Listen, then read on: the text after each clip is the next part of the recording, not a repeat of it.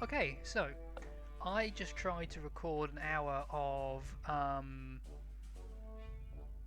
playing FTL Faster Than Light, and I assume it stands for Faster Than Light, and I'm just not going to upload that footage for two reasons. One, and this is still kind of a problem with this one, I feel. The levels are basically the headphones I have, in addition to being kind of uncomfortable, are freakishly loud, and the recording software I use pulls directly from the headset, which means everything I can hear, you can hear, which is ideal, except in circumstances like this, where I have to have everything really low volume to have it at a normal volume, which means the mixing is difficult to do. So I am talking, and the music is very quiet for me, but it is slightly louder for you, and I have checked it before I've done this proper recording, and you should be able to hear me fine. It might be a little bit sometimes like I'm fighting it, but it should be bearable, is my hope. So apologies if it isn't. I tried my best. And the same problem was with Faster Than Light. The second problem with FTL was I just didn't care. I couldn't. It's hard to express it. I could upload the footage to demonstrate it, but it's very boring watching because partly so much is going on and there's so little chance for a breather. I couldn't really express my thoughts very well. I was being very kind of quiet. And secondly, when I did express my thoughts, they were negative. They weren't like, I hate this game, it's bad. They were, this is a very good game, I just don't care. There was something about the way it was constructed, it did not engage me. When I would lose, I'd be like, whatever. And when I won, I'd be like, well, it doesn't matter because I'm gonna like die in the next bit. And if I survive that, I'll die in the next bit. Like the sort of the roguelikeness was so constructed in a way that was antithetical to the way I find games fun. And I thought, oh, that's a bit of a bummer, especially because I know Henry was excited. And I thought, well, this game isn't beloved by anyone except me. I mean, I'm sure people out there like it, but none of you have ever played it. But it is a roguelike, proper one. And it's probably the only one I really enjoy. And I do really like it. And I thought, why not make up for not enjoying and not being able to make fun videos about a game that I know you guys like by instead showing you my version of FTL. That is to say, a game that is made with kind of, it's not particularly graphically intense. It's a roguelite. It's about going in different places, about picking directional points. There is sometimes combat. I really like this game. I don't actually have all the DLC, and maybe I should get all of them, but I have some of them. This game came out a couple of years ago. I should have done my research before I started recording. But I think that's a new one. Yeah, they've added more.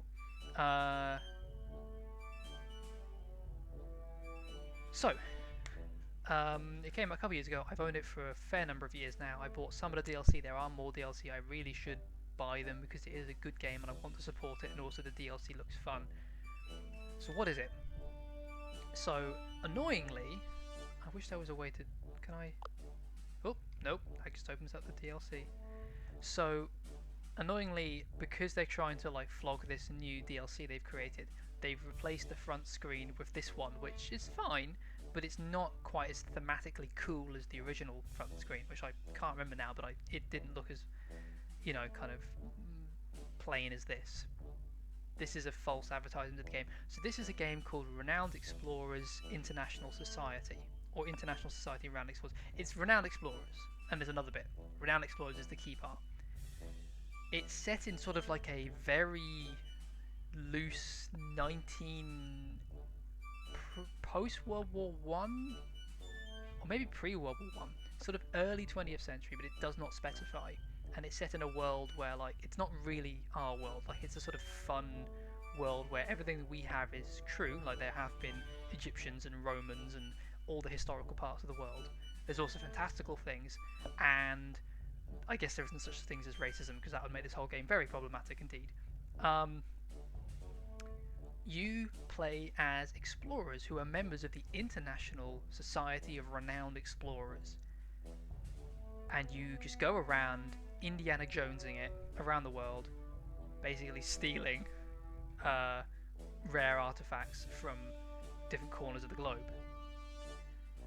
Yeah, and you can tell why I like this as a museum professional and a person with an MA in history. I'm, that sort of cultural background of imperial stealing maybe appeals to me on some level that is disquieting and should not be indulged in the real world.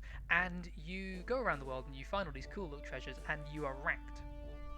So there is a leaderboard and your goal, well there are two goals, it's a roguelite, so goal number 1 is survive to the end of the story. Goal number 2 is get to the top of the leaderboard, and there are other teams in the world who are also finding things. They don't really matter, they're basically just milestones to surpass. There's actually one proactive team who is your rival, and you end up confronting him at the end. You go on around the world and you can pick different directions to go in. You can pick different destinations. So you could go to Mali, you could go to ancient Egypt, you could go to Transylvania, you can go to Scotland, you can go to the Caribbean, or the Caribbean, depending on your ilk. Excuse me, and the DLC add way more. I don't have all of them. But there are at least like 10 or so locations, and there's a final secret location that is like the final kind of boss area, I guess, for lack of a better word. And in each of these areas you are trying to uncover secrets, you are trying to balance your resources, because it's a game, well, let's just dive into it. Basically that's the fun of it. And you will lose a lot, but in a way that I find more engaging than FTL, and that's a personal thing, that is not a slight on FTL. I know it's a good game. So, you've got two versions here. You've got Discovery Mode and Adventure Mode. Adventure Mode is the way you're meant to play it, where if you lose, game over. It's like Iron Man or whatever you want to call it. And Discovery Mode is the one where it's like you can save and reload and try things, and I didn't get the random thing I wanted, so we'll do the way we're supposed to do it. And then you've got difficulty, and I'll go over the basic one. I've never changed any of those options, by the way. Even though I think I've won this game precisely once in like the 50 times I've played it. And I fully admit I am bad at this game relative to people who I've seen be good at this game. So, you have to, sorry I brushed my microphone there, you have to assemble your team, and this doesn't change throughout the entire game. There's a bunch of combinations and the DLC have more. You pick your captain, and then you pick two people who are also in your team. So there's a couple of different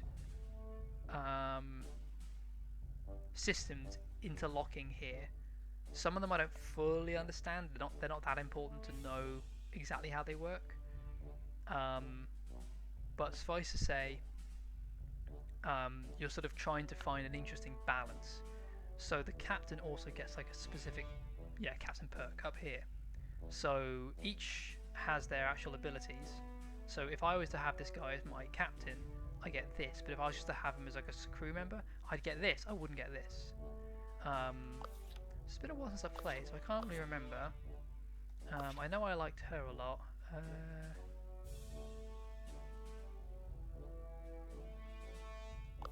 So I guess, okay, so she's a good example to kind of go through very quickly the basic different ideas of this game. So, there is combat in this game. It is turn-based, it is tile-based, it's sort of like, if any of you played Banner Saga, it's a very different theme and a very different style, but it's kind of similar. Kind of like a chessboard, you can move grid and everything. You can attack and be attacked with 3 different flavors of engagement: aggression, friendliness, and deviousness. And these can basically be boiled down to: you stab a guy, you make a friendly joke, and you say something mean. It's stuff like that. You insult, you physically assault, you say something diplomatic. Different characters have different strengths and weaknesses when it comes to these attributes. So you can see she's very good at aggressive and devious. And so, for example, this guy up here, he's the same. This guy, he's very powerful. He's basically like just pure friendliness. You can see immediately like he's pretty bad at everything else. So he's not as balanced. Like she's kind of okay. Like you can see the sizes give you a rough idea. It's a very loose kind of, thing. and they sort of, and it's really interesting. You set up. This is something that will work better when I show you in play. But to give you sort of like an idea ahead of time to show you why I'm picking the characters I'm picking, and I'll pick kind of characters I know. You kind of set a stance, like depending on if you or the enemy do an aggressive mood, the vibe of the entire fight becomes aggressive, which means that you do more damage and you take more damage, that kind of thing. And when people are in an aggressive mode, they are more susceptible to, I'm trying to remember off the top of my head, they are more susceptible to devious attacks. Devious attacks do extra damage, but when you do that enough times, when you set a theme of like you keep doing devious attacks, the game becomes a devious battle, and at that point you lose that sort of like kind of, I don't know, like for lack of a better word, sneak attack. Like you were doing a stance different from what they expected. That surprise was what was causing the kind of extra potency of your, it's the best example is aggressive attacks are much stronger when you are in a friendly disposition, and that's the one that makes the most sense in common logic. That's the kind of one that helps you understand how this works in an abstract level, because if you were having a polite conversation with someone and then you suddenly smacked him in the mouth, that's going to have a bigger impact than if you were fighting with someone and you smacked them in the mouth, because they're kind of expecting it. That's the logic.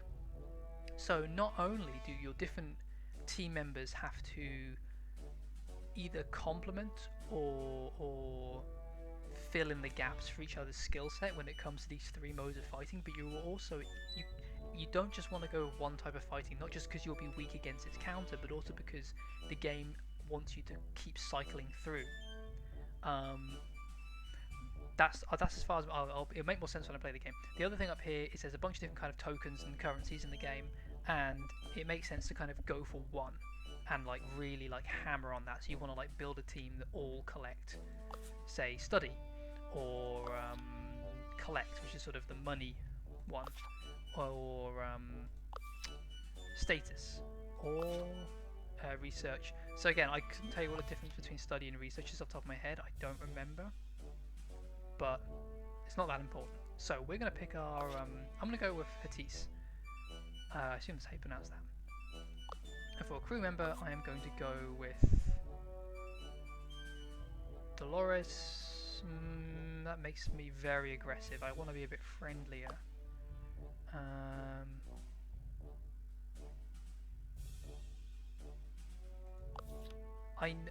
One thing I know is that the people who speedrun this game, wow, see, look how aggressive I've made this team. People who speedrun this game or play it properly, that she's very powerful. I don't quite remember why, but I just know that she is. She's very good.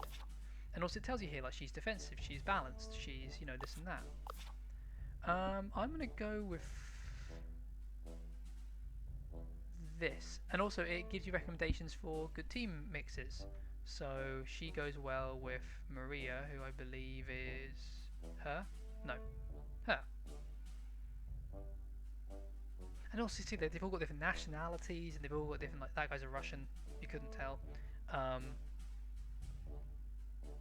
interesting thing to note as well is you only start with certain captains. You can play with everyone from the start, but you only start with certain captains. The way you unlock a captain is by completing missions with that character. So the fact that these ones I can't select him and I can't select her is because I've basically never played with them. So I've literally never played with her. Maybe I should play with her in that case. I mean, what happened? What's the difference between about is good? Okay, well I'm making, normally I like to play friendly, but I appear to be making okay, we'll see how this goes. I'm not expecting this to do well. I'm mostly focusing on presenting. And yeah, then you get like a little team.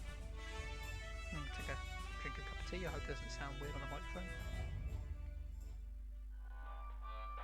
I'm so tempted to upload the FTL footage just to demonstrate just how much more alive I am in just explaining this game. Okay, so this is the main function of the game. This is the tutorial island. The tutorial island has a chance of being a Scottish, Irish, or kind of Icelandic zone. It's basically the same. Each one has slight differences. So for example, if I was going for a very particular build and I got the wrong random tutorial island, it probably isn't worth me restarting because it's a tutorial island, it really doesn't make that much difference, but you know. So we're going to go ahead. So the main way it works is get these pop-ups. So every island has a destination and a start point. So let me just remind myself of the controls. Yep. So we're heading over there, and this is a very small island compared to the zones that we'll get later on into the game. So here's us, and here's our very FTL-like. This is why I thought it'd be good to play this game. Very FTL-like. You know, we need to get over there, and these things will eventually be there, but we're not quite sure what's in the way in the middle, in the intermediary kind of points. We have supplies. It tells us how much supplies it costs to move between two places. Some cost free. Some places cost quite a lot of supplies to get to. Some events will make us lose supplies. Some events will make us gain supplies, and some very rare locations will give us supplies.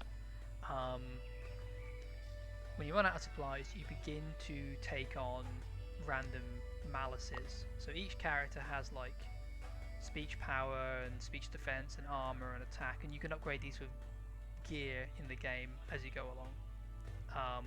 And when you start to run out of food, you will get random malices like they'll become dizzy, and that means that their movement goes down. So all of these will begin to atrophy. So if you go too long without food, your guys will basically be operating on like a minus 100 on everything, and you will miss every shot you take, and you're basically screwed. You never actually die.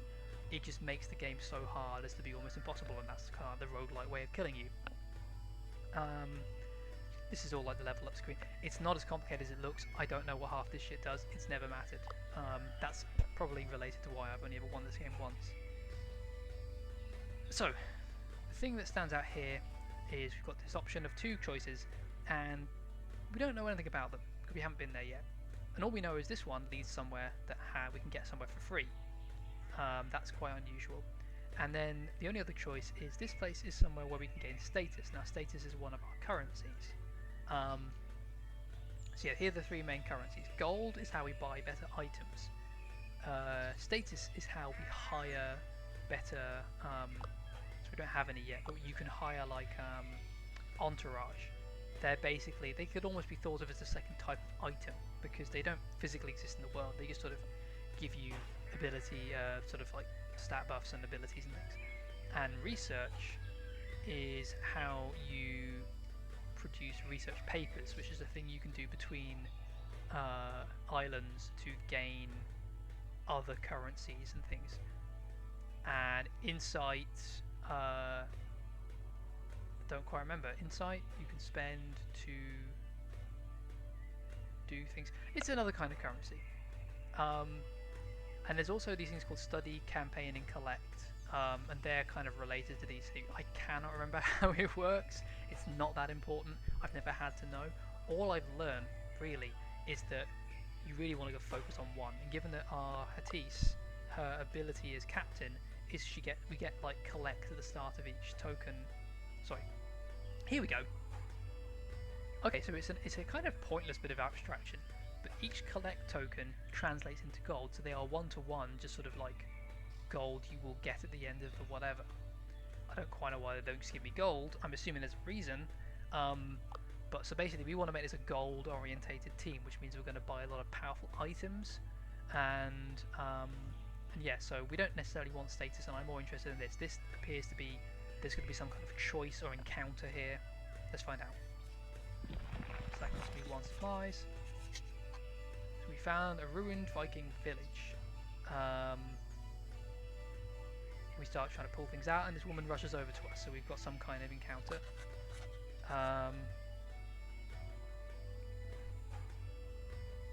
So she's offering to teach us a skill. So there are a billion skills, and the skills all kind of fall under these sort of skill umbrellas. There's archaeologists, and then there's like 6 types of archaeologists. They're basically stat buffs.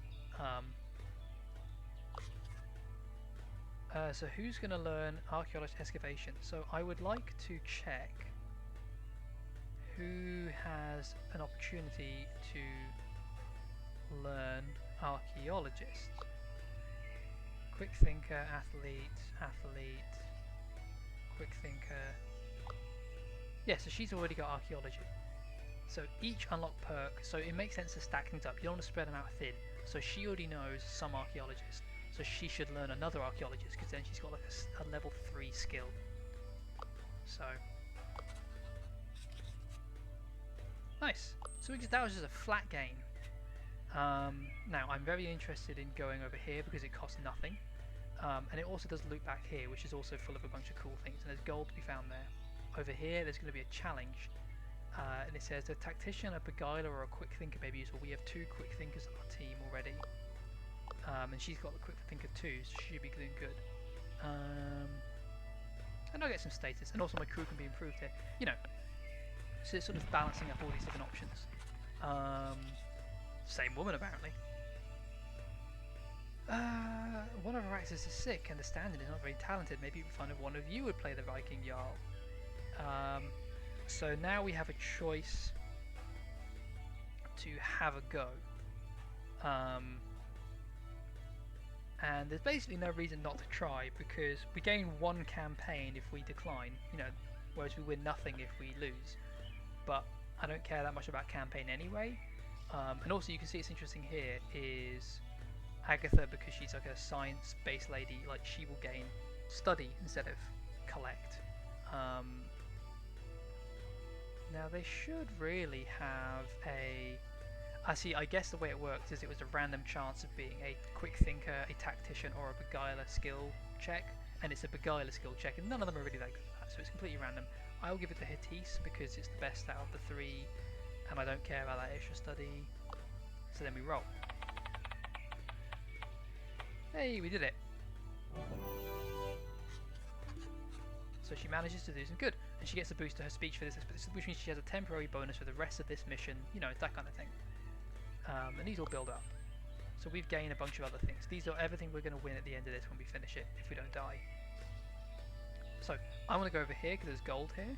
There's also a nature challenge, which will be useful for an athlete. And hopefully it'll be the athletic thing because Dolores has that. A group of Highlanders sweating and breathing heavily. There are rugby teams. Apparently we're in Ireland? I don't know where we are. Or Scotland. We're somewhere there. Yeah, because the themes are, it can be a Saxon burial ground, a Viking burial ground, and I feel like there's a third one that I'm forgetting. Maybe a Celtic burial ground? And we've got the Viking one. But they're all kind of roughly set in sort of the North Sea. So it's an athlete skill, and so Dolores has a bunch of skills on it, so she's very likely to succeed. She could still fail. And that does happen. Yep. No biggie.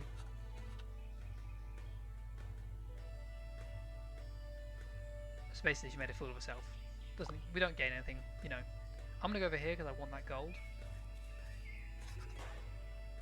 Ooh.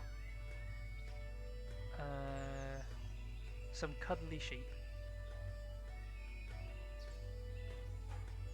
So I may just do this fight just to show you how fighting works.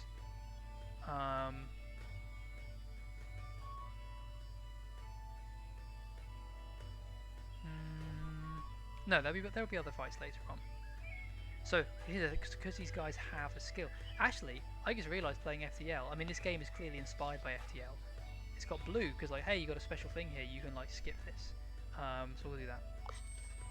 So we gain some encounter, which is another token, because you want to fight. So these measure sort of like,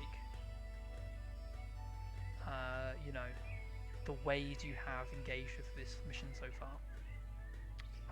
So we distract the sheep. But they were like cuddly sheep. So what that was telling me was that they were going to be a friendly encounter. So they were going to start the game being friendly. And the way it works is like you have like a health bar, and it's declined in various ways. If it's declined through aggression, you reach 0 on your aggression, you get knocked out because you get punched. If you get knocked out with your deviousness, you basically get so upset and throw a tantrum and you storm off. It's a kind of goofy game like that. And if you get outloved, you sort of like don't want to fight them anymore. You become passive to their whims or whatever. So we've got 5 out of 8 supplies, so we could get there in like 2 supplies. But a fun thing about the tutorial, I'm not going to do it the full way. So here's just I just get some free, you know, campaign, which is nice.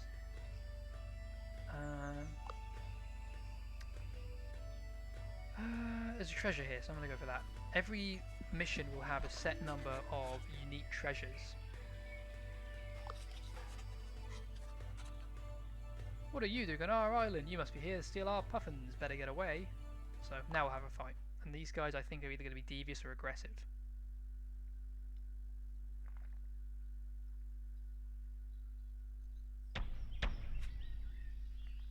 So, the game also gives you incentives. So if we win this as a devious encounter, we'll get a bonus encounter and token. And that's good because we want the gold. So we're going to try and finish this devious. Yeah, so they're in the devious mood. And that's okay because I've got a fairly devious team here. So here are my options. You can see it's a grid-based, you know, thing. I can move to all these spaces. I can't remember what that yellow stuff does, but I think it heals. I have my 3 attacks. I can attack my bow, and it's got a far range, and it's powerful. I can attack with my devious attack, which is to make them sad. Now these are like, so there are different conditional effects, different resistances. There's excited, confident, enamored, or in love, or however they say that one. Furious, sad, or frightened. And each of those creates different effects. So if you make someone furious, so say my attack didn't make them sad, it made them furious. I would attack them with a sad attack or the infuriating attack because I want to, you know, lower their HP and I want to do it in a devious way, and that's all grand. But a playoff is if they become angry, they may actually, I can't remember how it works, but I think they get a bonus to attacking you because they're angry. So you've actually kind of slightly empowered them. And equally, although we're mostly thinking about these in terms of attacking, you can also use the exact same things on your allies. You don't really want to use sad on them. Sad is just a flat around negative. It gives you minus 25 speech. Speech is basically attack power in this game. But if I make an ally confident, it gives them extra attack. I don't care to do that because I'm not planning on punching these guys. I'm planning on making them sad and angry. So I'm going to go and make this guy sad.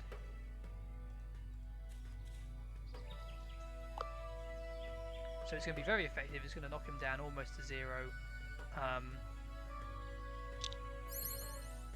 Oh, in fact, it took him out entirely. So now you can see friendly abilities will now be more powerful because they beat devious attacks. So these guys would actually be, I mean, this is a tutorial island, so they may not do this, but at later stages of the game, because I have set it up to be tense, that is to say everyone's devious, they might be incentivized to switch their tactic up to being, or I might be, to being friendly because I will get extra damage and I can wipe a few figures off the board. So this one is Terrify. This one will make them less, you know, bad at attacking me. Impressed, that's what it was, not enamored. Again, I could use that to heal an ally. I can hit him with my stick. So now he's afraid. Yeah, there's this thing down here. I don't quite remember how it works. But basically, that's their HP up there. You know, that bar, that much is obvious. But this is a sign of their emotional state. So the green is these 3 positive ones. You know, excited, confident, and impressed. And these are the 3 negative ones. So my attack knocked him down into the negative area, and it did it with a frightening attack, which means he's become terrified. That kind of thing.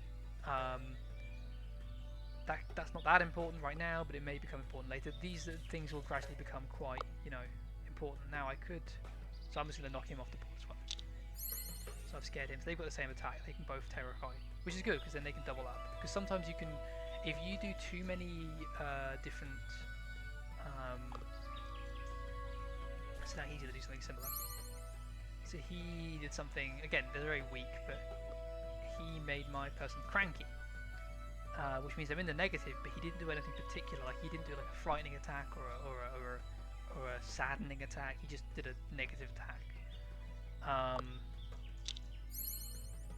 So the thing to remember, oh yes, up here is what you can see. If I did three aggressive attacks, that would move my stance into aggressive. And there's a name for each stance, and there's a name for if our stances aren't the same. But also, if I was to do like this, and then this lady was to attack him with an impressed ability, although it would also, you know, knock him down to 0, and in this case it would knock him all the way up to impressed. If it knocks him back into the middle, he'd just become confused, because like, you know, I'm calling him a dickhead, and then also saying I like his hair, and then punching him in the gut. Like he has no idea what I'm trying to communicate to him. It's just fun. It's like a surprisingly, like, it's not complex at all. It's way more complex me trying to explain it than it ever was me just playing it. So again, got some abilities.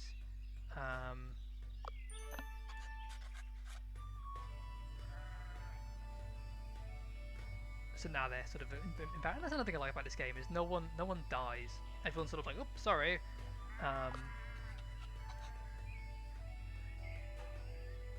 Ooh.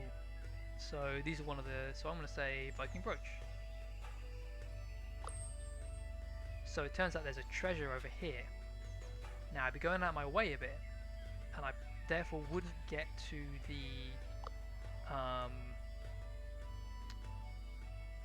So if I go 1, 2, 3, 4, I would get to the ending, but I would do it with like -1 supplies, and so that would mean I would have some, you know.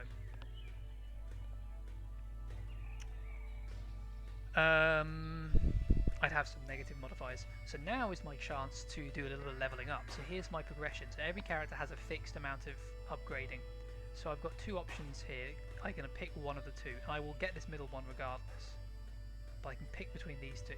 And so it's a choice often of, do I maximize one skill, or do I spread out and gain another skill? So her other possible skill she could gain is engineering.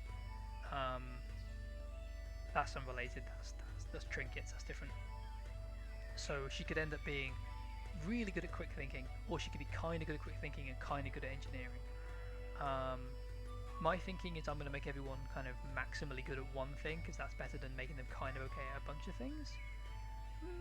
Or maybe it'd be worth getting some engineering. Actually, yeah, no one else is going to get into that area. See, the problem here is that because I've picked a team where like 2 people have quick thinking, it means that I'm never going to need Dolores's quick thinking, because she's already outranked by Hattis. And so the problem with that is, firstly, it means that instead of having potentially 6 skills, you know, if everyone had 2 skills each, it means that I've got like this pointless one that I'm never going to bother upgrading, because I'd be putting skills into just being kind of okay.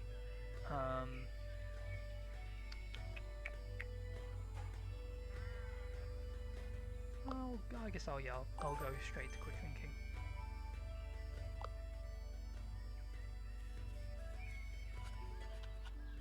Oh, I found a hidden hoard. So again, I clearly found some kind of like secret thing, and I would like to find a bunch of gold. So again, I've got another kind of token, which gives me a bunch of gold and some renown. So each of these translates into various types of currency. Again, you don't really need to know. You just want to make as many as possible. So I've got my treasure.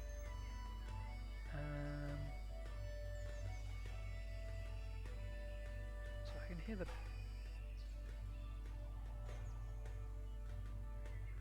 I can hear the fridge beeping. I was really hoping a flatmate would go deal with it, but they're not gonna.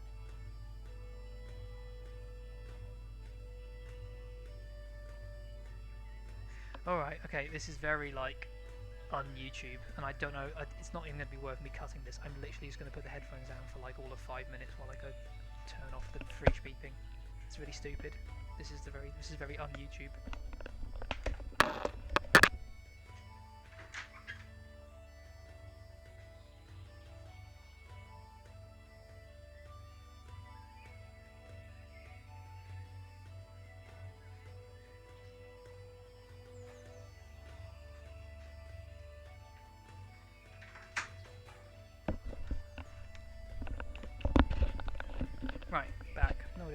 they were doing that they couldn't have just done that themselves, but whatever. So yeah, so I've got a treasure. So there's a limited number of treasure on each island, and they're unique and they're cool, and you want to try and find them all, but obviously it's a balance of that and other things. Excuse me. So now we're going to go for... So you can see I've run out of supplies. Hattis now has a little bit less defense. So you can see, it's pretty, it's pretty bad. It's a pretty huge amount of loss. Fortunately, because this is a tutorial,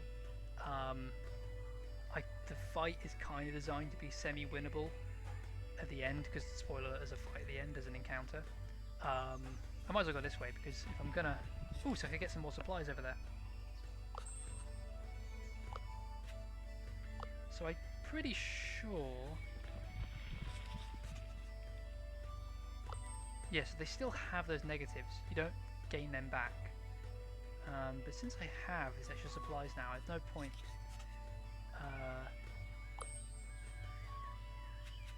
there's no point, having excess supplies at the end. Oh no, we're being followed by some friendly gentlemen who are just bothering us. So we need to politely make them go away. Or I could beat the shit out of them. That's the fun of this game. Yeah, so I will get extra encounter if I respond in like. So I am wanting to impress them. So he's very impressed. Everyone's been very pleasant with one another. Isn't that lovely?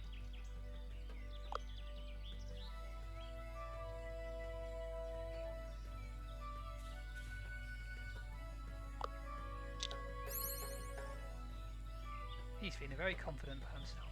Isn't that nice? And you can see, because she's not very good at this, that's the interesting thing. Because if she was good at this, it would be called encourage, but it's called try to encourage. And the way the game works, the language of that is to say her skills are deviousness and aggression.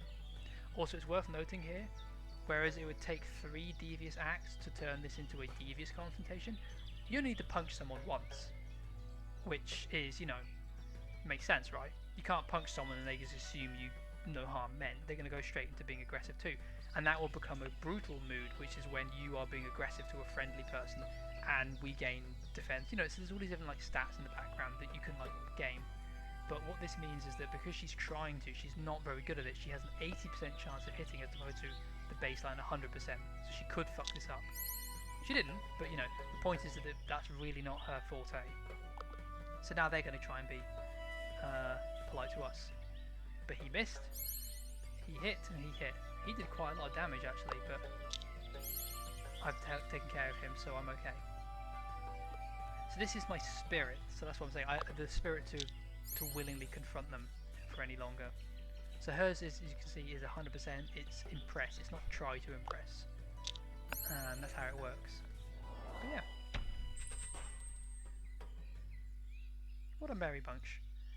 It's quite a nice little game, It's as difficult as any roguelite out there, but it's just got this sort of friendly vibe to it. So she can also upgrade. Well, she's already got pretty good archaeologist. I feel like having some tactician would be useful, because she got that bonus skill at the start of this one mission.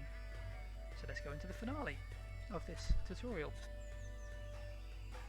So we go onwards, and we're gonna go, and then oh no, our rival shows up. So he's called Rivalo, and I have stolen that in so many role-playing games. I've had the party have a rival, and I've called him Rivalo. It's just what I do. I love it. He is basically going to take your treasure from you, and because he's the top dog, he's the guy you want to beat. Yeah, number 1. So the whole conceit here is he's going to so he has a crew member, and each crew member he has is good at one of the 3 things: deviousness, friendliness, aggression. And this is the aggressive one. He's wearing red, you can tell. So now this is and he also has lackeys. He basically turns up at the end of nearly every, well, not quite nearly every, but many of the missions. And he turns up and sort of screws you at the end. So if I win deviously, Tommy is emotionally hurt and leaves. If I win friendly, he goes, okay, cool. basically what it's saying is that if I win aggressively, there's like maybe some secret bonus either now or later on in the game. Even though aggression is his forte, it's saying, yeah, maybe you want to fight with deviousness, which is the way to counter aggressiveness. But if you fight the aggressiveness head on with more aggressiveness, it makes the game a little bit harder, but there's a bonus. So it's always incentivizing you to kind of play with the different things. So they're going to be aggressive, but that's okay because I'm actually quite good at aggressive.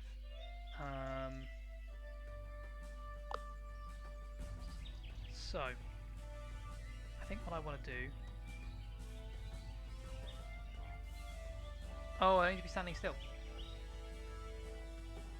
Did I need to be standing still? Can be used when standing next to an enemy. Oh, I see.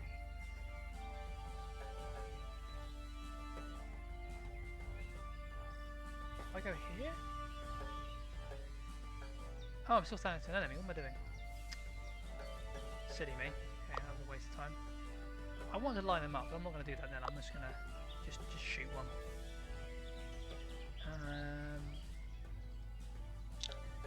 So I'm pretty good at this. So I'm just taking them out.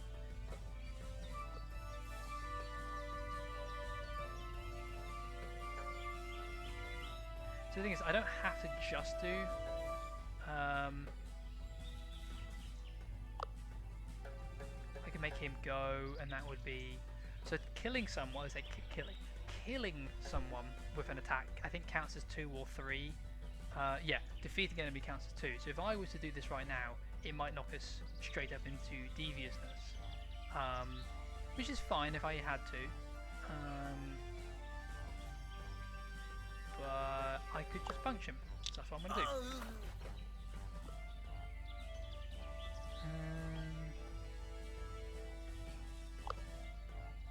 Yeah. So she's not very good at fighting, so I've sort of taken care of the ones behind us. So now we're going to get a brutal assault from Tommy and his mooks. Although they have just lined up very nicely for me.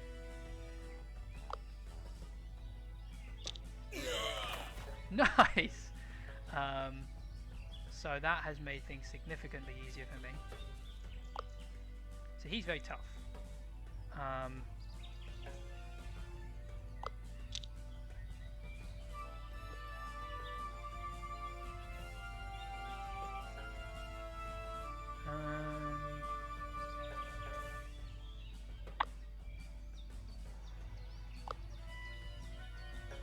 What's that saying? So he gets sad very easily, and that's worth doing because it's gonna take his spirit down. It's the same spirit regardless, but it's not gonna take us out of our hostileness because I'm just doing an attack. So it's just gonna help, you know. Poor Tommy. He's a kind soul at heart. So he's gonna whack me.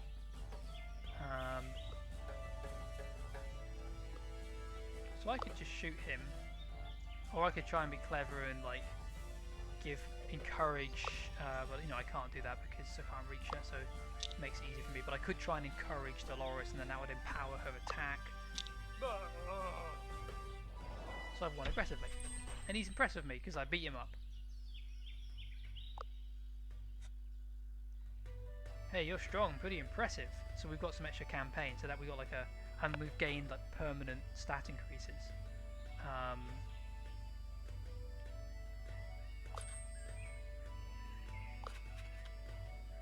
Oh yeah, and also so we get to go to a special extra treasure because we did the thing properly. So I think we want. So each of these has a random chance of giving us the same 3 treasures, but each of them has a different priority. And if you knew the game very well, you'd know what all of these, because each of them gives you like special abilities and permanent stat increases. I'm gonna say I want the sword because that sounds pretty violent.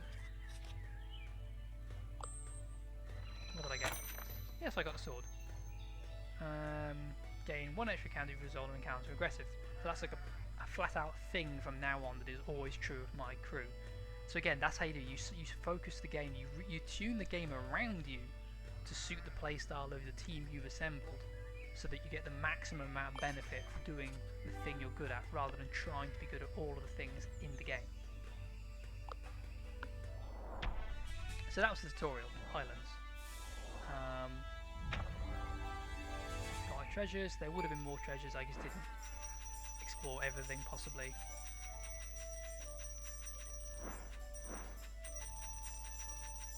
Yeah, I don't need to watch all that. So yeah, gained a lot of everything, which is good. So these are the ranks. Again, these guys don't really exist. They're not people. You never interact with them. They're just milestones. Rival O is the only one we're really worried about. So it's in the Icelandic Isles in the Highlands. So it was like Faroe Islands, I guess. Orkney. Tyrant Tycoon. I'm assuming that's coming from like some combination of random generators based on different things I did. Cool. I don't need the tutorial. So that just gives us more supplies. So now we can go on longer trips. So we've got a couple of things open to us now. We can spend research to write research papers. This is basically the skill tree of the game. So do we want more supplies? Do we want special abilities? So this one's really powerful. If you can get that early on, you gain +1 supplies capacity for each expedition you complete. Problem is, in order to do that, you need to. That's sort of something you'd get if you were really focusing on research, because you need to like research like 3 things before you can research that. I mean, I've only got 20 research, so I wouldn't get there before the game was half done. You basically go on 5 expeditions in the game, so this is maybe more my speed. Students join my entourage, 2 insight. Am I interested in any of these?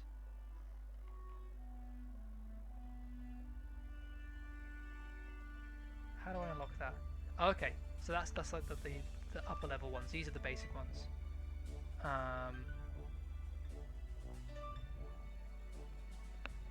So they all basically do different skills. If you were playing this game, you'd like take the time to know about all this stuff. I'm gonna go with this one because engineer and archaeologist are. No, archaeologist is a thing we have in the group. Actually, no, I want insight. Oh, it costs 15, so I can do that next time. But yeah, so research is not really a forte of my group. But now, so I have insight, right? And I can spend insight on gaining. We'll call them green tokens, blue tokens, and gold tokens. Gold tokens turn into cash. We can buy more items. Green tokens turn into renown. We can buy more people. And blue tokens turn into study, and we can unlock more things. So maybe I will do at least one of these. And also because like she gets a bonus, this kind of stuff, so eventually you can end up with like certain gear, certain party combinations. One person for 1 insight can get like a bajillion insight research. So I'll do that just because I wanted to. So now I get more insight. And it's good to get that early on because every time I finish an expedition, there's only going to be like 5 expeditions in the game. The rest of the time, I think we want to focus on gold, maybe? I mean, let's have a look, see. Yeah. So our focus appears to be on this. What is that one? That one is worth 15 to 20 gold, whereas these are worth 10 to 15 gold. So actually, I want Dolores to do this because she'll gain us more gold. Wait. No, she won't, because they add up ultimately to more. So we'll do it this way.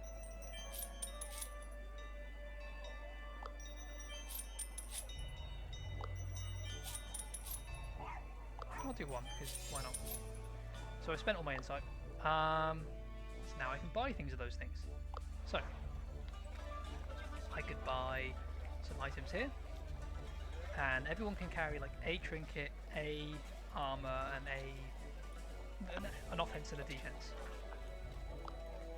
And they'll give us different abilities. Like this is just a better version of that. This one is better. It gives you speech attack. This one's attack. So attack power is punching, and speech attack is all the speaky ones.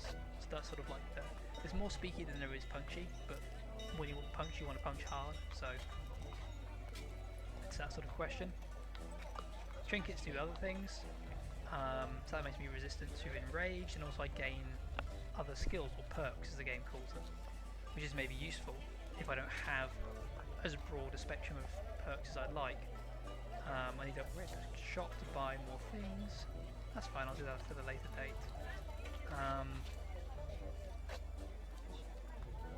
don't think she terrifies, I'm pretty sure... No, yeah, she terrifies. So it might be worth getting her a machete, because that will give her more athlete skill, and it will also... yeah, and also make her terrify more powerful. And a war drum means you start confident, and confident means that you have certain bonuses. So it's that sort of thing, it's that sort of game. These things all very quickly add up in very interesting ways. Probably worth getting us some armour. I wonder what grit is. That's just flat out chance to dodge. And then you just get like a basic amount of speech and armor defense. I think that's probably worth going for.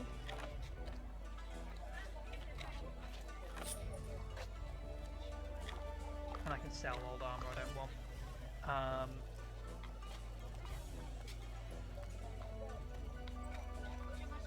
And I will give her...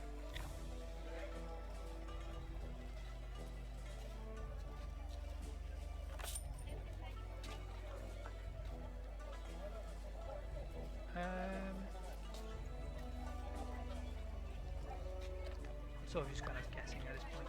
I'll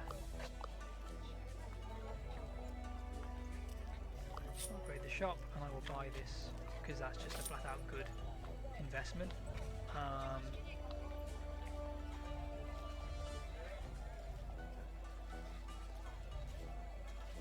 Her thing's impress, not excite.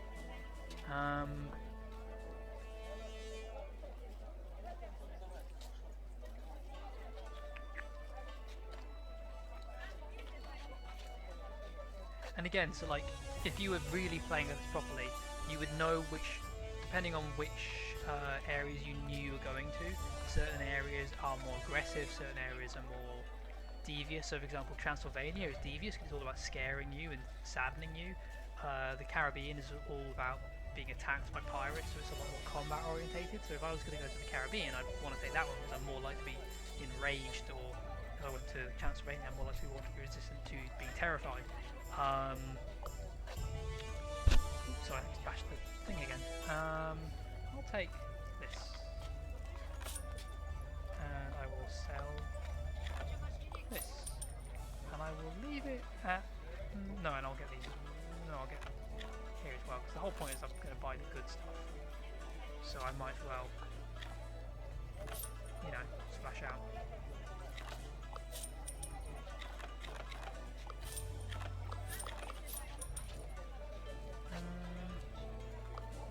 Amounts of trinkets, I probably won't use it in the long run, but it'll be useful to have now. Cool, that'll do me for now. And I've got a bunch of... What's this? Is this new? Madrid's Palace? Was that always there? Okay, well these guys basically mean that they make your tokens more powerful. So say we want to go for a gold-based run here, right? Maybe not the way to do it, maybe I'm playing this game poorly. But the point is that every collect gives me 10 to 15 gold, whereas to this guy, they would give me between 11 and 18 gold. So every merchant I have makes my gold tokens more powerful. So I definitely want a bunch of them. Specialists are specific guys, Pepe the Destroyer, who will give you like specific bonuses for when you do certain things. So this guy gives me more money when a level 2, minimum level 2 athlete succeeds on the adventure. Well, I have a level 2 athlete, so I'm gonna give him, and I'm gonna give that to Dolores because, I mean, what does she already know? She already knows Tenacious, so Yeah, so you already told me that actually. That's good. So now she's really, really good at that kind of stuff. And I'm going to buy a merchant. I could buy more, but I've run out of money. And I'll upgrade. Oh yeah, because also there was a minimum I could only buy one merchant, so next time I'll be able to buy more.